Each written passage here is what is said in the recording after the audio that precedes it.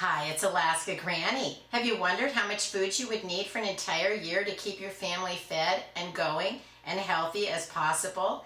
Food storage can seem complicated, but it doesn't have to be. We need to just sort of think about what are the foods that we eat? How can we work that into? We can have extras of those foods, and that's the way I like to plan my long-term food storage, my prepper pantry, and my emergency food stockpile.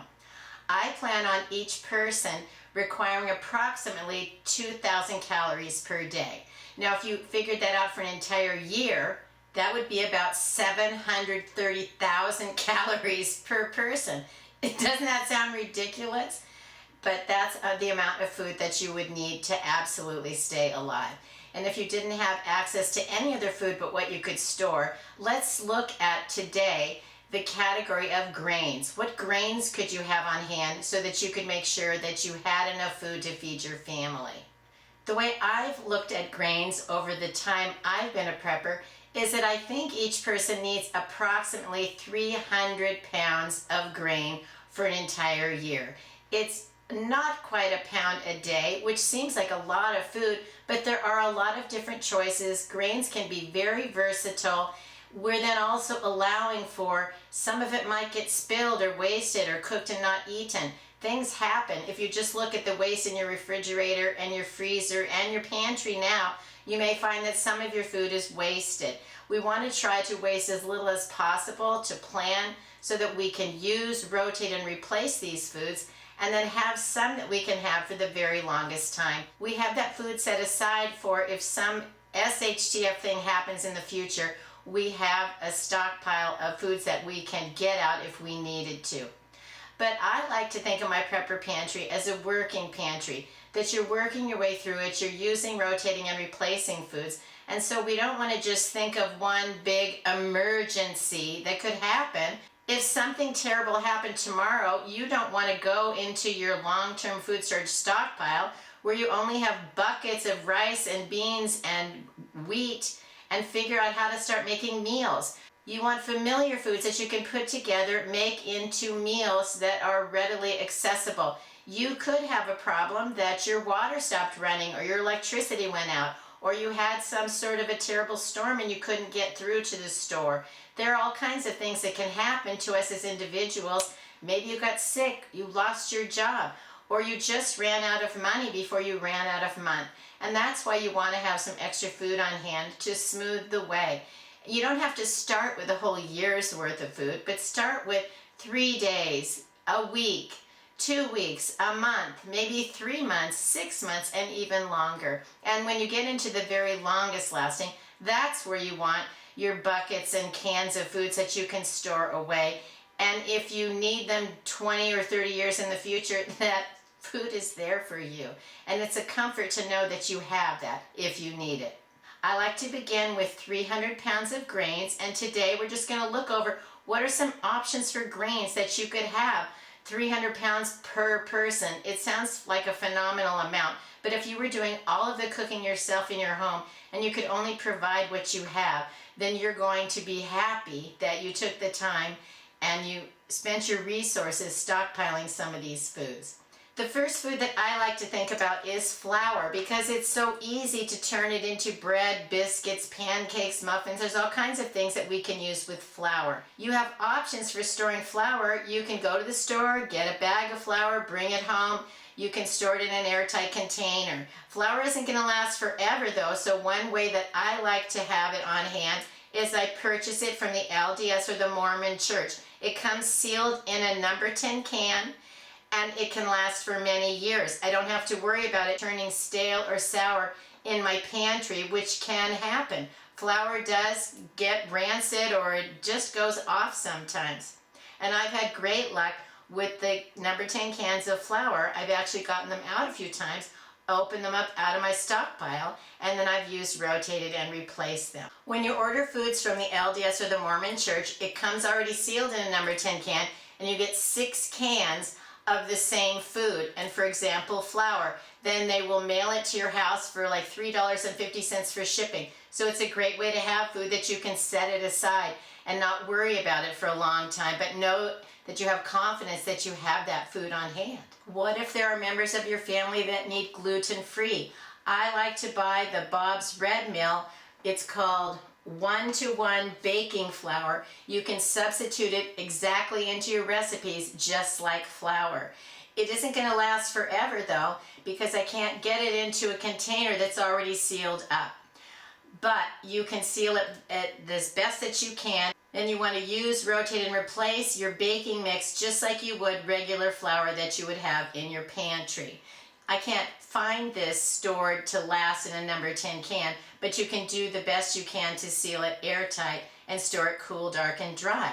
So you don't have to discount grains just because you have a gluten-free lifestyle. Another food that I find very versatile and I use a lot of is oatmeal. I can also buy this in number 10 cans from the LDS or the Mormon Church. You can purchase it 6 number 10 cans in a box. It comes shipped right to your house and it's so simple. You can also buy oatmeal in the store, bring it home, but don't just leave it in that cardboard container.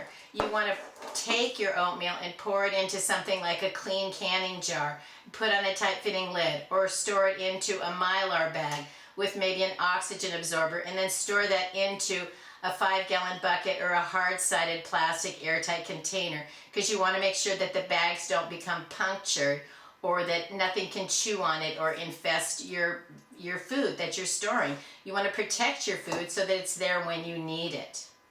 Another food that's awesome to have in your grain supply is white rice.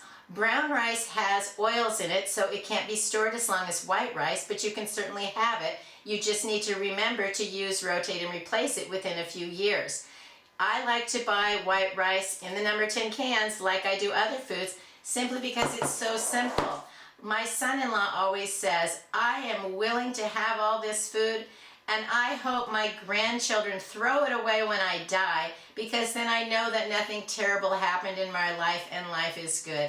And I love his attitude of that. He's willing to prepare, but if he doesn't need it, thank you, Lord. Just like insurance for your car, for your health, for your home, food storage is lifestyle insurance. Another food that can last a very long time is pasta or noodles. You can find macaroni, you can find different kinds of shapes of pastas. I like to bring them home and store them into clean canning jars and put on the lid. Then I know nothing can chew on it, it can't get spilled, the bag can't get ripped open. Pasta can last just like the rice, nearly forever. I have purchased some macaroni or spaghetti bites or something like that from the Mormon or the LDS Church, and so that's an option if you don't want to have to figure out how to bring it all home and package it all up together. There are very many foods on their website. I'm not a member of their church, and you know what? It doesn't matter. Anyone can order from them because they really believe in being prepared, having a sustainable lifestyle. We can learn about food storage from their church, and we can purchase some of their food. They're willing to share that knowledge with us, which I think is a great thing. Then let's think about some of the other grains. Maybe you like quinoa. Quinoa can come in a little package even if you've never tried it, and then you can check it out. You can also buy it in a bigger container, and quinoa is a fantastic grain. It cooks very quickly and it's versatile, and sometimes we need a meal in a hurry. If you see a food that you've never tried before and you think you might like it, my recommendation is to buy one, bring it home, and try it. If you like it, you can always get more. Don't store foods you don't like. Don't store foods you don't know what to do with. Don't store anything that you're not willing to eat. It's a complete waste of money. It's a complete waste of your food storage stockpile area.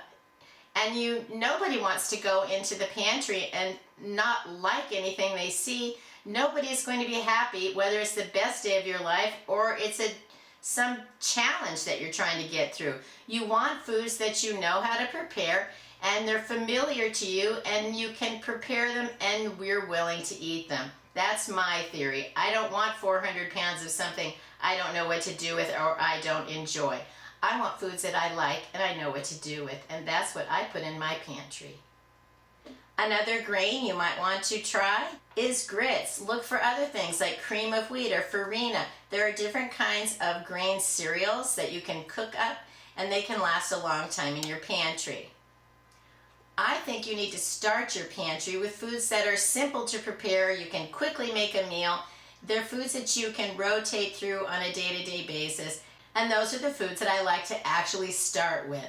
So think about foods that are easy to prepare. Maybe you want some pizza crust mixes, and there are other kinds of biscuits and muffins. Look them over, and if there are things that you are willing to use, buy a few. Don't buy more than you can use in a year or two, because these do go stale and you don't want to have rotten food in your pantry. So buy enough of the things that you see that you're willing to use, rotate, replace.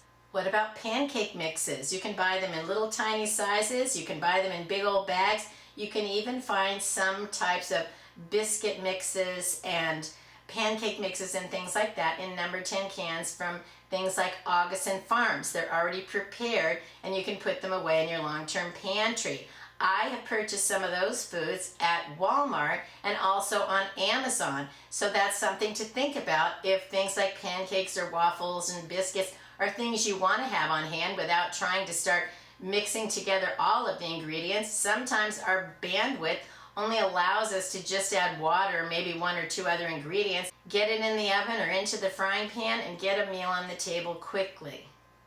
Other convenient grains to have on hand for your day-to-day meals would be things like macaroni and cheese, nor pasta and rice sides. You can get pastaroni, Zatarans. There's all different kinds of packaged meals that you could check them out and have some on hand for a quick and easy meal. These are the kind of foods that you could have a few weeks worth, and then you could rotate through those. And then if things went terrible, you could then start breaking out your big cans of food and start preparing your oatmeal and your rice and adding in a few other ingredients to make meals. But keep it simple in the beginning.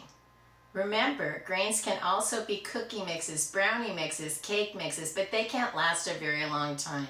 So you can have some of those foods in your pantry, but make sure you pay attention to the date on them and that you rotate them. Because these kind of mixes have lots of other ingredients, things like shortening or maybe butter, some of those ingredients can go rancid, and so you can't keep these forever, but you can certainly keep them on hand and rotate through them. Check over the ingredients. Some of them you only need to add water, and so those are great to have on hand.